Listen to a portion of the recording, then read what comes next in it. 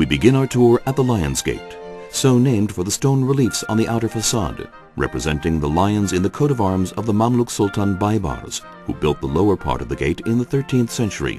The upper part of the gate dates to the rebuilding of the city walls by the Ottoman Turkish Sultan Suleiman the Magnificent. We can now enter and proceed directly to the Sabil, a public water fountain built during Turkish rule but no longer in use. We proceed to St. Anne's Church, which was built by the Crusaders in the 12th century. Its Romanesque style is reflected in its simplicity and minimal ornamentation. According to tradition, the Virgin Mary was born here, in the home of her parents, Anna and Joachim.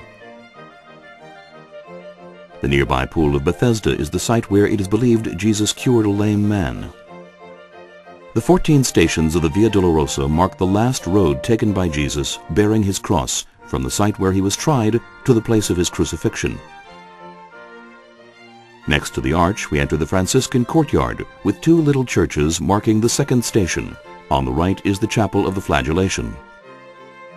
At the gate you can distinguish the upper arch with carved thorns symbolizing the crown of thorns.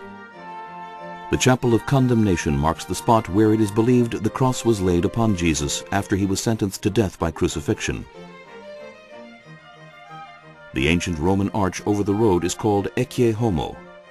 Its continuation can be seen in the chapel of the adjacent convent of the Sisters of Zion. One of the highlights of this tour is the observation point on the roof of the Austrian Hospice, from which we can see the important Muslim and Christian sites and fully experience the beauty of the old city.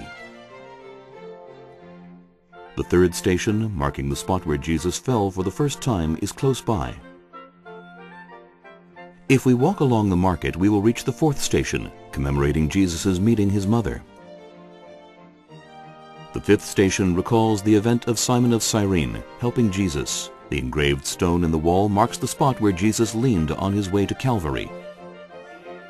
Thousands of pilgrims take this route every year to reenact Jesus' path.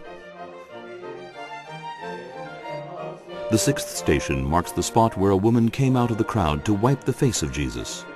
A small chapel commemorates this event. The seventh station chapel represents the place where Jesus fell for the second time. The tall stone column within it lines up with the colonnaded Cardo Street. A carved stone embedded in the wall of a Greek monastery marks the eighth station. The ninth station brings us closer to the Church of the Holy Sepulchre, distinguished by the large gold cross on its dome. From here we enter the courtyard of the Ethiopian Church, located on the roof of the Chapel of St. Helena, which is adjacent to the Church of the Holy Sepulchre.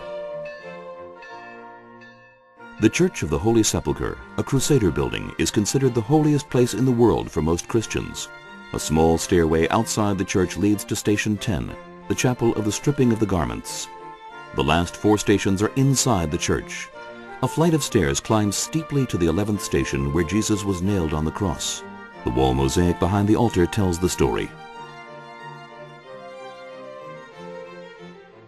The adjacent chapel is the 12th station, the site of the crucifixion.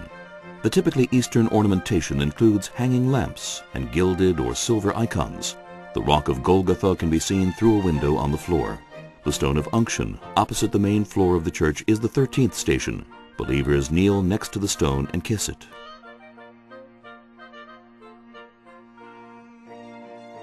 The tomb of Jesus, in the very center of the church, is the 14th station. Long lines of pilgrims wait for a visit of just a few minutes to sense the highlight of this route.